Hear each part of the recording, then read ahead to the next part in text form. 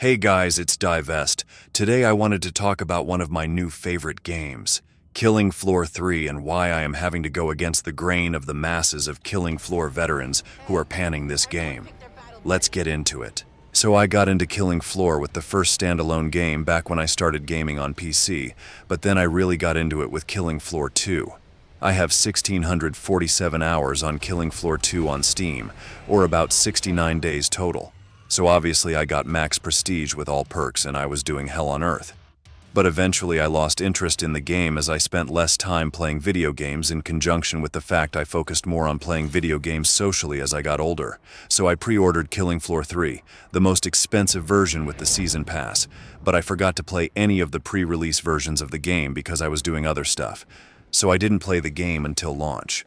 Now, while I was missing out on the pre-release but still enjoying myself, I had just heard about the negative reception of the pre-release versions.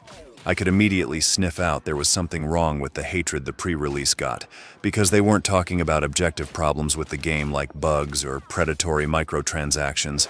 It was just a bunch of sad adult men rambling about how the game was different from Killing Floor 2. I have a lot of experience enjoying the hell out of games that get panned because of hysterical bandwagoning, like Mass Effect 3, Call of Duty Infinite Warfare, Battlefield 5, Battlefront 2, Halo Infinite, Quake Champions, Total War Pharaohs, Victoria 3, Darktide, and Company of Heroes 3. The only game I have played where I was disappointed with it, along with the masses, was Stalker 2. And I am happy to say I can add Killing Floor 3 to the list of games that the masses were wrong about. So within my first real match of Killing Floor 3, I realized this is a much deeper and also more streamlined game than the previous titles, and it made me notice the shortcomings of the previous games, namely that they're pretty cheesy and kind of dumb. So in the first game, the cooperative nature is the strongest. It basically consists of manipulating the spawns of the Zeds to give yourself a killing field by welding doors shut. Then it's just a matter of having your team select the targets that they're best against. Snipers are blowing the heads off of flesh pounds and skrakes, while commandos are picking off trash with their assault rifles, and medics are healing people if they do take hits. So it's trivial as long as your team coordinates that stuff. Killing Floor 2, on the other hand, neutered the power of the welder by introducing way more spawns on the map that you couldn't cover, so it's much more difficult to funnel enemies around. But in exchange, you're able to move faster than your enemies by sprinting. They also made self-healing much more powerful, so it's like playing Call of Duty Zombies where you're looping the zombies around. So the problem with the first two games is that they reward a passive playstyle, since the objective of the game is to save up money for better gear, and you also have to spend money on ammunition and armor. You're incentivized to loop the last few enemies, or just loop in general in Killing Floor 2, to fill up your ammo and armor so you can save all your money for weapons at the trader. And when you're actually fighting, it consists of either sitting in a hallway facing a single direction, or selecting specific targets in one, or running in circles to give yourself enough space to avoid getting swarmed and self-healing if you took a hit in 2. The only way you really die then is if in the first game your team's cohesion falls apart. Think of it like a pike and shot regiment facing off against an enemy that only has swords and stones. And the only way to lose in the second game is if all 6 players let themselves get swarmed. If you actually know what you're doing in Killing Floor 2, then it becomes apparent that the differences in the classes boil down to risk versus reward. The risk being how many factors go into protecting you from dying to the Horde, and the reward being how quickly you can destroy mini-bosses. If you're playing as a berserker and you're not brain dead, you can easily solo 300 enemies on Hell on Earth. It's just going to take an hour. A demolitionist could also do it much quicker, but at much greater risk. Now the real problem with this is that it encourages a passive playstyle. If you're taking damage, you run away and heal yourself. If you're low on ammo, you run away and pick up ammo boxes, and then you intersperse that with picking off enemies. Typically, you put enough distance between yourself and the Zeds, and then you pick off the high-priority targets like a flesh pound. Even when you're fighting the flesh pound, the only enemy you can't run away from. You just run away from him to separate him from the rest of the Horde. You don't notice these problems when you're actually playing the games because it feels natural and challenging on its own because of the speed at which you have to make these decisions. which is why I still enjoy it, but it's still an experience that could be improved upon with some key changes. Killing Floor 3, by comparison, has much more depth to the gameplay. Resource management has more weight behind it, since there are no item spawns on the map. You're having to trade dosh for every bullet and, critically, every medical syringe.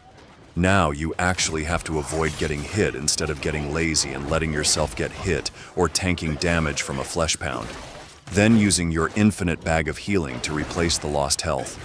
Additionally, most enemies have ranged attacks now, so you can't just run away from them to avoid taking damage. You have to actively avoid their attacks by watching them and dodging. This not only gives the gameplay more depth, but it also helps to speed it up, which is good because we all know that gamers want things to go faster, especially when there are experience bars to fill and loot to collect. You can't buy a new weapon and then use the trading period to go around scavenging ammo for it to save money, and you can't run away from the Zed until your medical syringe recharges. Additionally, mini-bosses, the Scrake and Flesh Pound, are much more imposing due to their newfound tankiness. In Killing Floor 2, even the SWAT could dump one magazine of headshots into a Flesh Pound and kill it. And that's on the low end. Most classes can just blow their heads off with one shot or a few at most. Now you have to dump magazine after magazine into them or get multiple hits with a power weapon to take them down, and I've only played on normal difficulty so far. So in theory it gets much more difficult. Additionally, the game looks and sounds great. I see a lot of people complaining about how you play as characters with personalities who spit out humorous quips based on their archetype, or complain when they take damage. You know, like in Killing Floor 1 and 2, or basically every other video game out there since forever. I think the people who are hating on this game either farm negativity as they chase the algorithm, or they're simply too dumb to adapt to the new challenges of this game and want to blame the game for changing for the better. Killing Floor 3 isn't perfect. I had some glitches. I think the tracers on bullets are too subtle. The flashlight should just be on by default, and I'd like to see certain HUD elements brought closer to the center of the screen. And I still haven't gotten used to the new trader pod, but it's definitely the best Killing Floor has ever been, in my opinion. To the point, I don't even want to touch the old games anymore, and that's the highest praise anyone can give a sequel. Anyways, thanks for listening.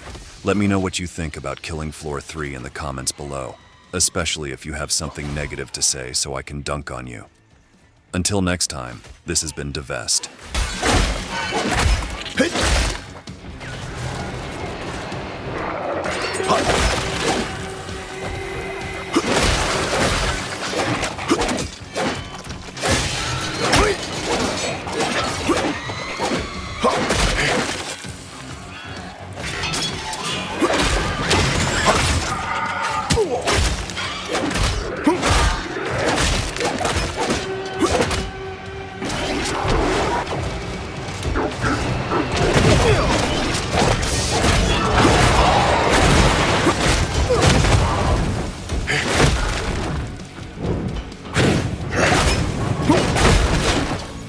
Complete!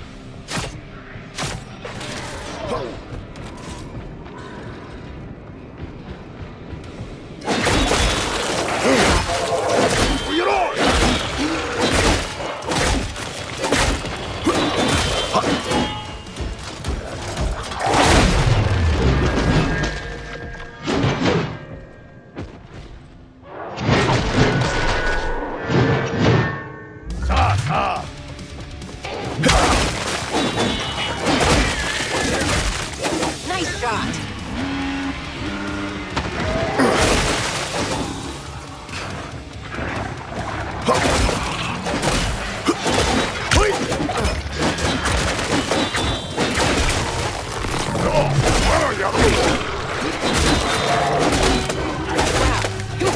really cut into it.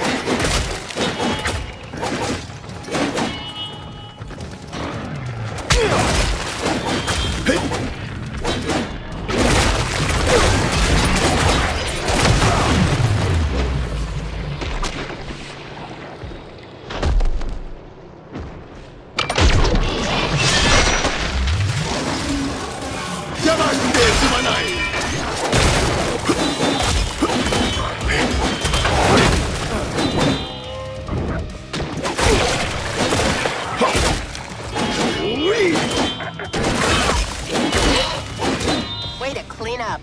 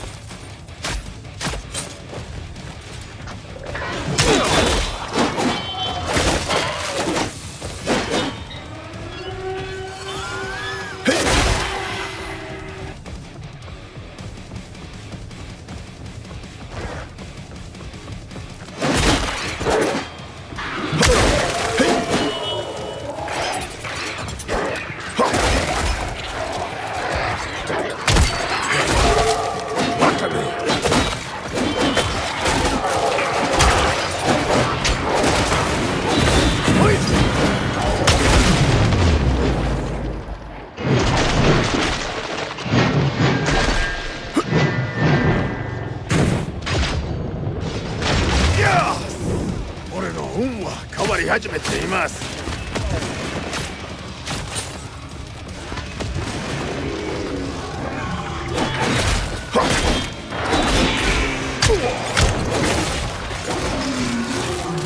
軸お願いします。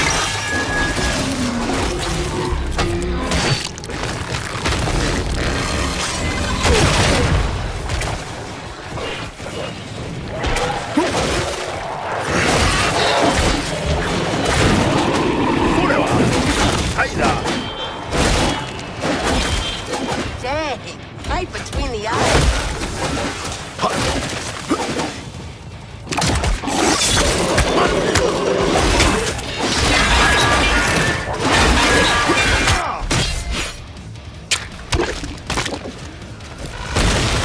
Headshot masterclass right there, people. 二流のタフガイは自分のことに集中すべきだ。